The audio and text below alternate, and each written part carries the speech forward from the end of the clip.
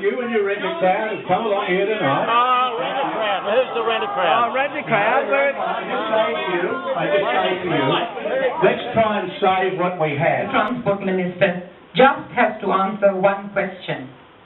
For whom is the North West Metro Rail Line being built? Yep. Thank you very much for having me here tonight. I'm trying, and I have been trying. Cut it down. All right, so we don't. Thanks very much for Matthew. John asked the question about, do we do civil disobedience or do we do peaceful action? I think it's important that we know that that is a mechanism to use in our democratic society. No, John, of course you're interested, but you don't have to interject while I'm trying to speak. Excuse me, ladies and There's a gentlemen. lack of common courtesy here tonight. I'm amazed that the people of Beecroft and Cheltenham would be so rude. Many people actually know that this is going to happen. It has been sold as a project. Yeah, absolutely. It has been sold as a project which will solve Sydney's transport problems. But we know better than that. So I think that's one of the key things we have to do. We have to inform the community. We have to chat to our neighbours, and go beyond that, inform the community of what's actually happening here. We used to talk a lot about, we still do talk a lot about Gough Whitlam. If you've ever been to a Gough Whitlam speech, you will know that he talks sometimes at length about one of the failures of Australian planning, and that was to do different rail gauges across the whole of the country, and that it took decades to fix. Well, we're about to do that just again. Build momentum and build a community grassroots movement to convince government that this is the wrong thing to do.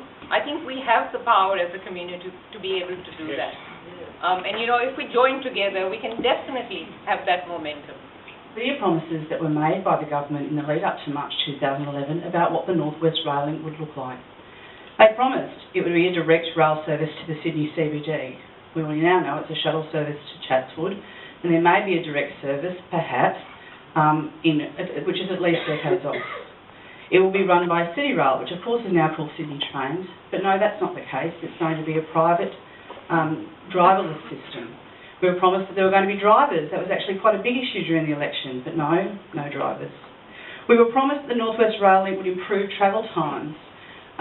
There's this real question now. I want to finish by emphasising that, especially in our current political context, communities across New South Wales are truly, totally fed up with a culture of murky relationships between private interests and politicians.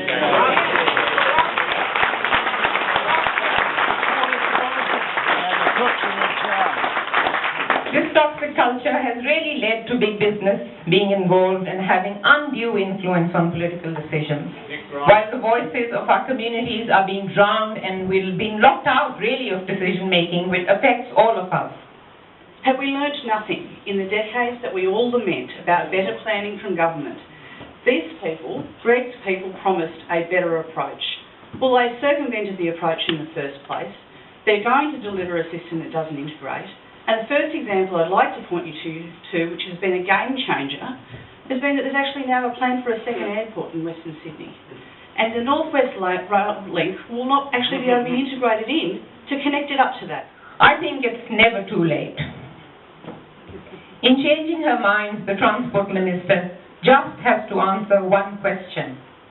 For whom is the North West Metro Rail Line being built? Yep.